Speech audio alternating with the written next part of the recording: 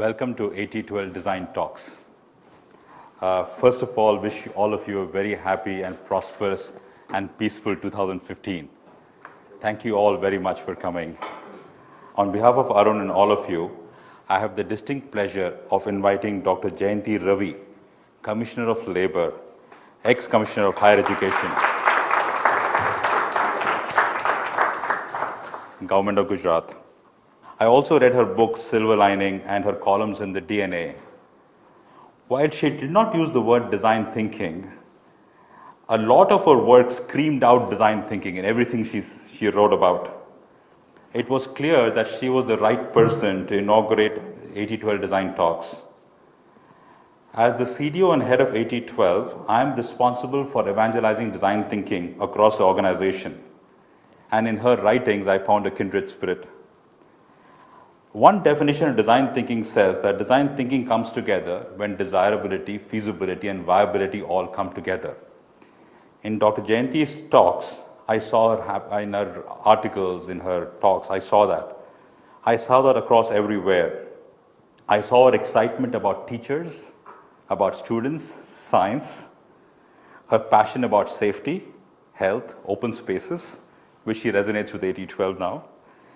And most importantly, her belief in the youth and potential of India, which is pretty amazing. Here are a couple of examples from her columns which touched my heart. One is the story of KISS. It's the Kalinga Institute of Social Sciences. It is how Achyuta Samantha, one person, basically educates over 20,000 tribal students from the villages in Odisha, and how he's made a difference. These children now compete at global levels. And about tackling crime. As you know, one of the biggest things which we all talk about is how young our population is, and therefore how important it is. The demographic quotient is what we keep talking about. It also increases crime. As you know, there's also a big problem of crime happening in India. Jayanti's approach in her column, she talks about how citizens of the nation, each person can mentor 7 people, and those 7 people can in turn mentor everybody else. So this concept of mentorship throughout the country, this can become a community which will help support, provide a safety net, and also in the cases of criminal behavior, act as a deterrent as well. So while she is a very distinguished IAS officer, Jayanti is here in her personal capacity as a design thinker, practitioner, and innovator. With this, I will let Jayanti take over. I'm sure all of you are looking forward to hearing her as much as I do. Thank you. Welcome.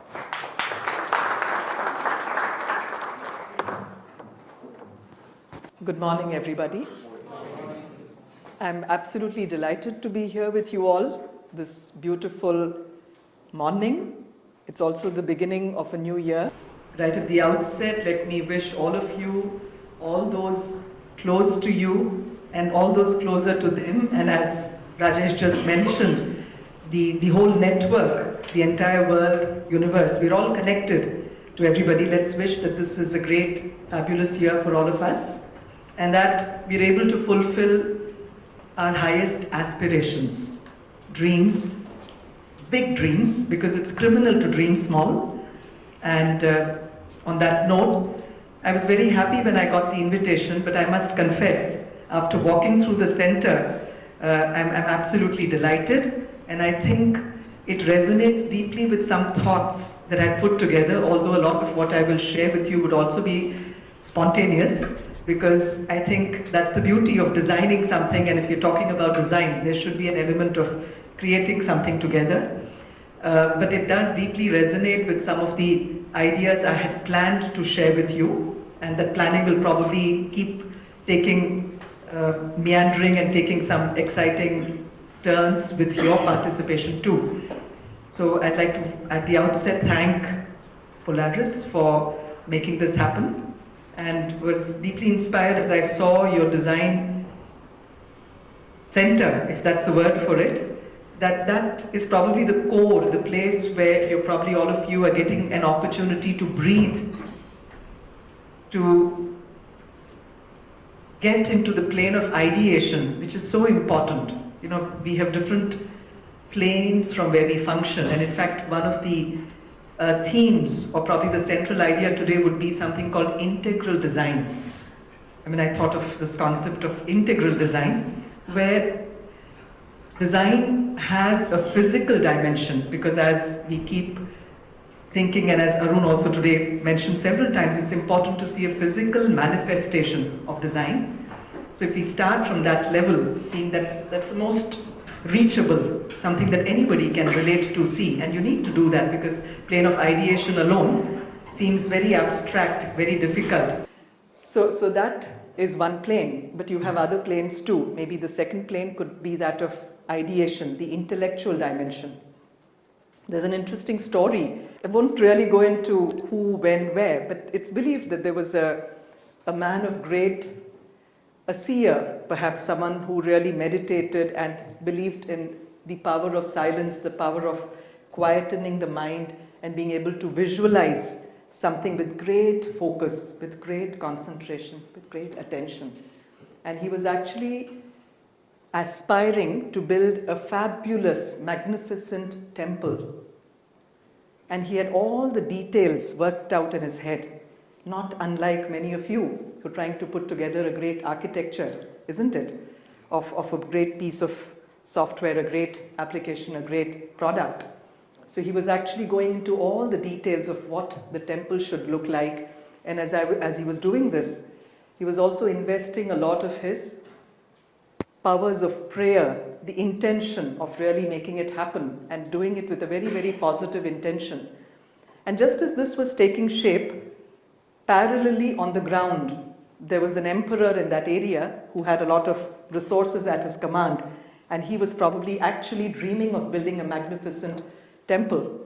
And he was building it, and finally when both of them approached the Supreme, there's one in the plane of ideation and one which has physically taken shape. And when they approach the Supreme to come and bless it on that day, then the Lord says, look, although the physical person goes and approaches the Supreme, he says, I have already committed to this which is already in the plane of ideation. And so you can get him, that way I'll be present in both the places. And actually the two are replicas, it is believed. So what the power of thought also. So when we were talking of integral design, one is the physical manifestation. Second is the manifestation in the plane of ideation. That is also important. Think through.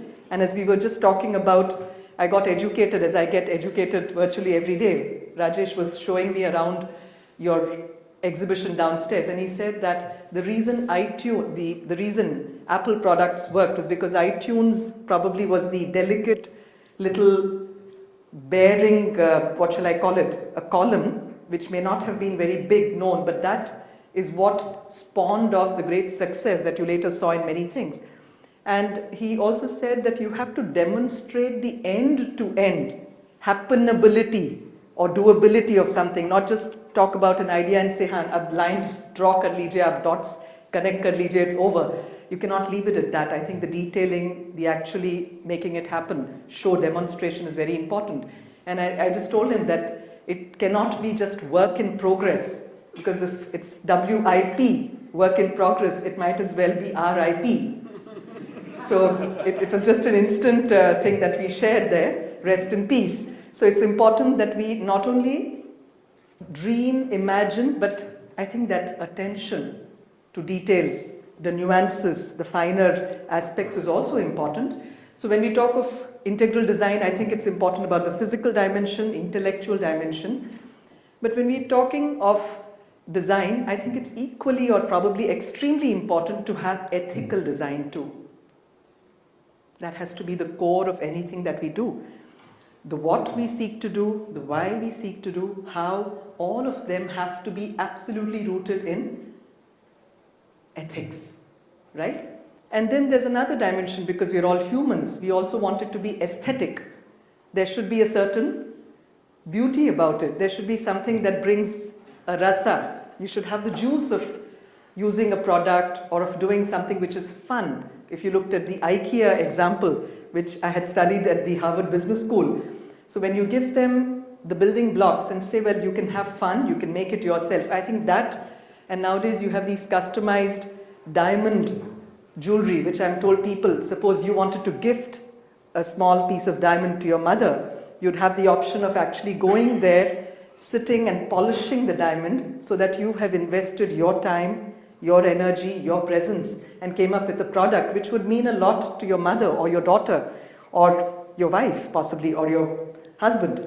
So I think this is the other dimension of aesthetics where you also enjoy, you connect to it. It could be something to do with nature or something just to do with beauty or whatever you create. It could be a nice piece of music or a nice piece of art, which catches you, which inspires you. And so as we speak of the physical dimension, the intellectual dimension of design, there is the ethical dimension, aesthetic dimension.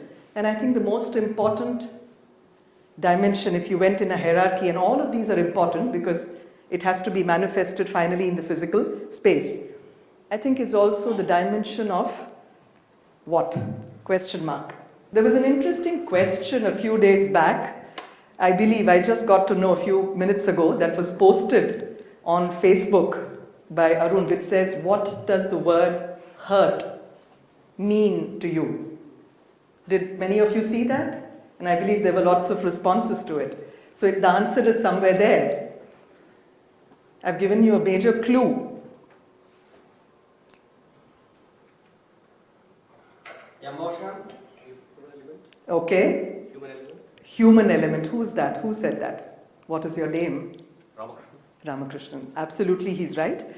Not just calling it a human element, can we word it? Can we use the word fraternity?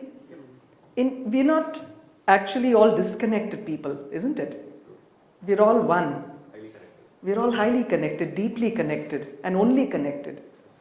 No? So if we can relate to design from that dimension, that space, where this difference between me and, what's your name? Vinod.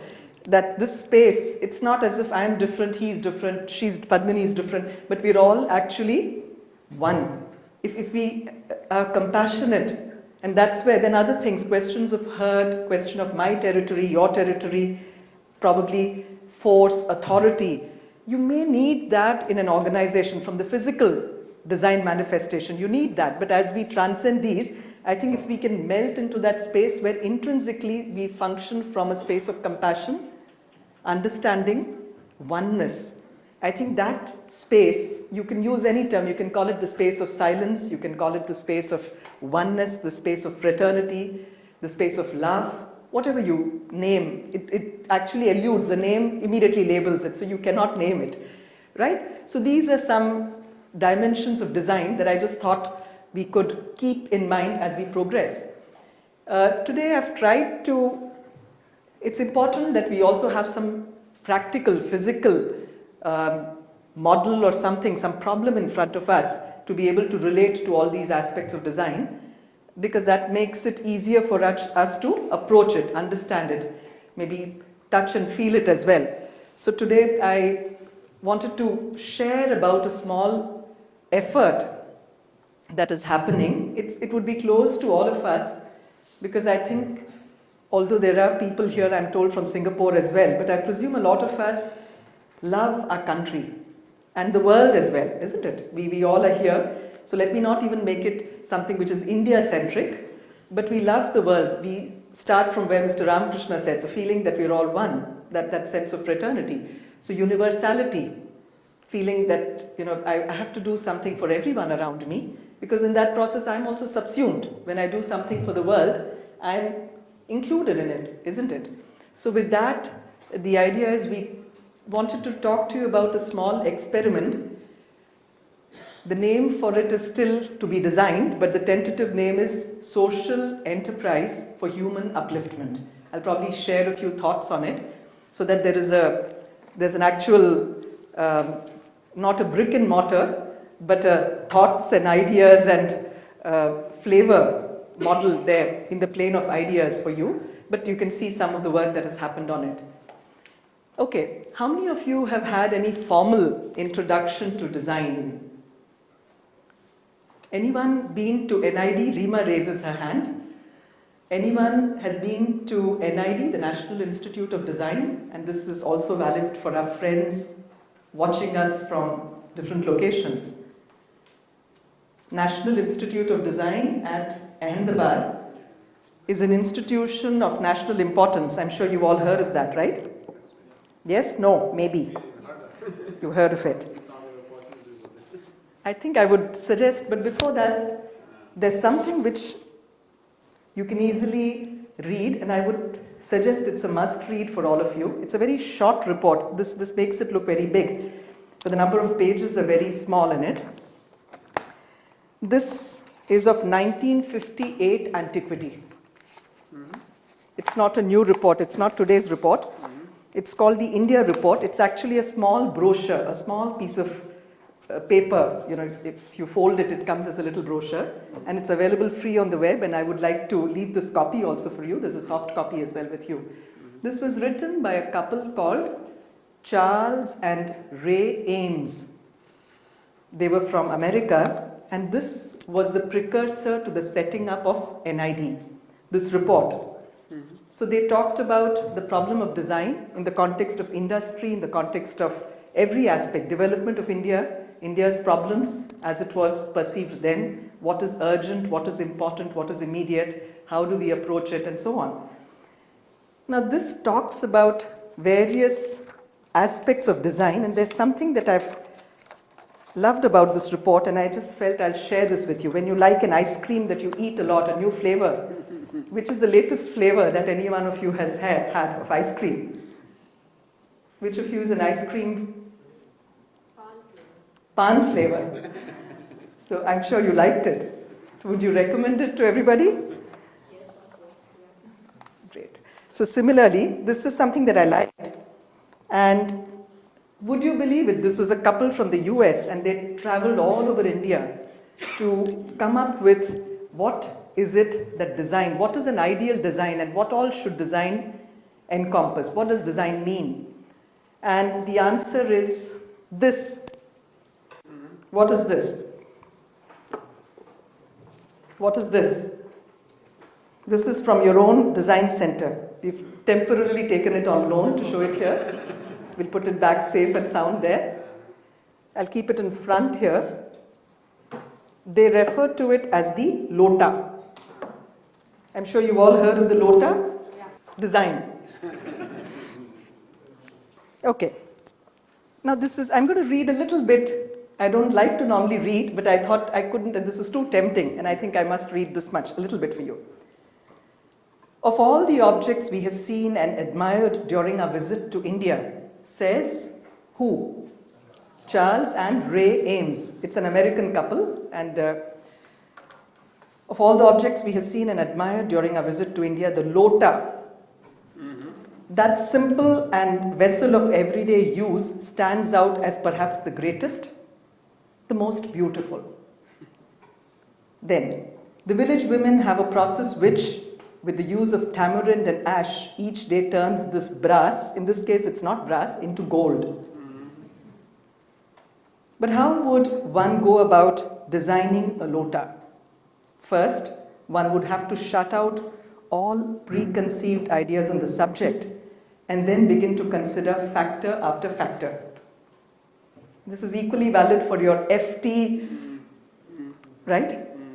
The size and strength and gender of the hands, if hands, that would manipulate it.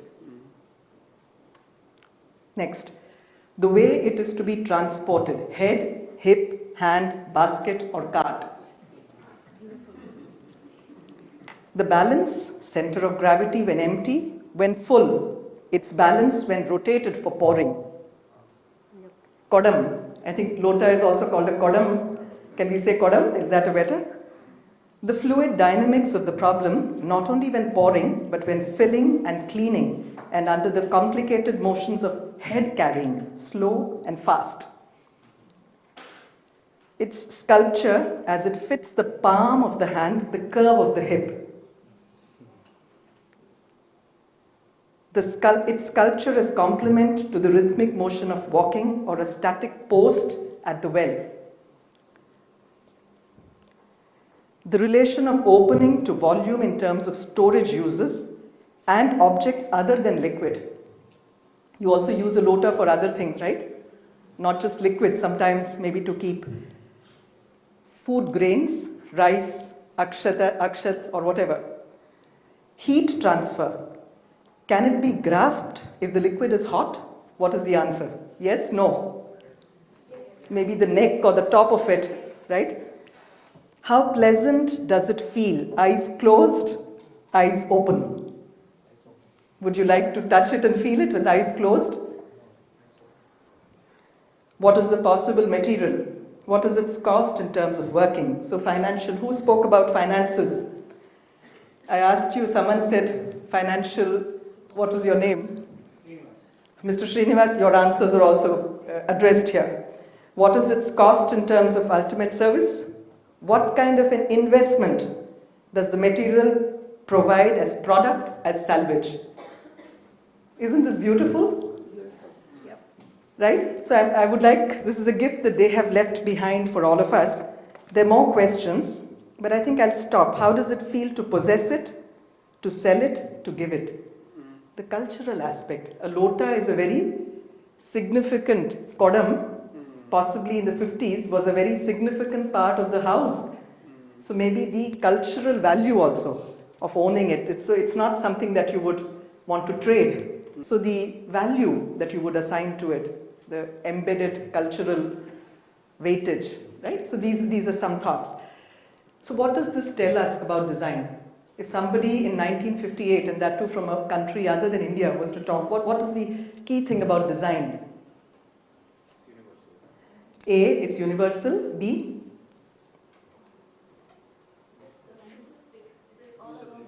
all around us. Here is somebody who is a youth icon for all of us. I don't think you need any introduction to him. And he was an iconoclast too. What does an iconoclast mean? What does the word iconoclast mean? Idol breaker. Who said that? Yes. So he was an icon, but he himself was an iconoclast. He broke a lot of preconceived ideas that we had and changed the discourse. He was probably one of the first ambassadors of India who took India global, right? And there's something that inspired by him. This is a small design problem, and a lot of work has happened. In fact, there is a full coffee table book that has been put together by Guess Whom, which again I want to share with all of you. We have a soft copy of this whole thing. It was released by our Honorable Prime Minister, the then Chief Minister, exactly 21 days from now last year, on the 26th of Jan. But guess who put this together? A very important constituency that you have to and you are working with. Who could it be? Guesses? Close to it? Okay. Almost there. Well, not quite school kids, but college. So this is put together by students of colleges and several students. I mean, I would like to flip the pages if I can, maybe so that it's also available here, but maybe.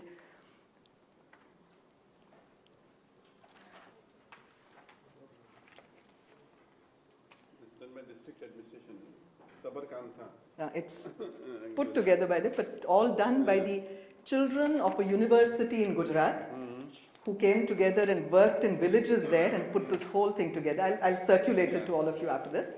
And it's about this effort. So I thought it would be of interest to all of you, since you said one of the constituencies you want to work with. Am I right? Rajesh is also connecting, networking with educational institutions, because they have a lot of bandwidth. They have a lot of energy, they have a lot of passion, a lot of dreams. How do we harness it? Because unguided missiles can be very, very dangerous, right? So if you can guide these young people, they have phenomenal energies. Can we harness it well and do something? So on the one hand, there's a great demand. Our villages, our country, our cities, our towns are crying for this kind of intervention on the one hand. And on the other hand, there are people crying to go out and do something. All we got to do is match them. here is an idea, right? So maybe Polaris can also be one of the first people to take this to the space of actually making it available as an international, as a universal app or a possibility. Thank you very much, Dr. Jayanti, to bring the context of design thinking to the day-to-day life. I think design thinking, first of all, it's limited to something called National Institute of Design, from where you started the talk. But I would say National Institute of Design itself is a fearful entity for a lot of people, because it's very privileged, certain minds, certain creative minds, and so you have a mind block that design is meant for those people who have a thinking process of design, the creative children who grew up and they have certain characteristics which can be assigned to the National Institute of Design. But design as a way of life, design as a way of lota, I think that's the extreme other side of the connecting design to the day-to-day life in our work life or our home life or any other life for that matter. It's not about just the way we do the programming, the way we interact with the customer, the way we handle the customer conference call, or the way we manage a documentation to the customer, or the way we innovate any creativity. Design thinking is what is important than the design as an output product. And that is the two connections which you did beautifully from NID to what we are looking from a LODA as a simple example in day-to-day life, in the village program to be designed. I think that's where the design thinking is all about. And that's where we are trying to make a difference, and your talk is apt for this kind of situation, that we are setting the FT8012 is not about design and product, but design thinking in day-to-day thinking process of all of us. Whatever we do, look at it in 4 steps. What is the unstated need of the customer? What villagers couldn't state themselves what their needs are. Sometimes they can state, sometimes they don't state, but we need to understand what their needs are. When somebody doesn't get educated, what is the underlying element which prevent them to go for education? Is they don't like it, or something else is holding them back in education? In healthcare, something else which is not stated by the reports. When you live there for 3 months, 6 months, you will spot that unstated which is not there. Second is, observe those patterns, which is the design thinking is all about. Observe the pattern and make a cluster of the actionable items which is coming out. So the flower is all about observing pattern, collecting into the various elements, whether it's a 7, 8 elements which is being there where you can do the measurements. Look at the patterns of something good happening, patterns of something which is not happening. So patterns of defects and patterns of success which is common across. Third is, how do you connect the dots, within the village across the multiple streams of things which is happening, and then connecting the dots across the villages which will happen. So over the period of time, in the database of the lot of activity which will happen across the villages, we need to see something which is happening in village 1 can be applied in village 15, can be applied in village 27, where there could be a connecting the dots can happen. And fourth is around observing blind spots, which we don't know. So how to bring out those elements? This kind of a conversation, this kind of a talks of Dr. Jayanti helps in bringing out what we don't know. So this series which Rajesh you started, once in a month some speaker coming brings a different perspective to us. Those perspectives are enabling us for what to just apply, but get into a space of I don't know space. So we are so bogged down into our financial technology that sometimes we don't know what we don't know. And that's to expand that space this series will be at. Thank you, Dr. Jayanti, for coming over here and adding our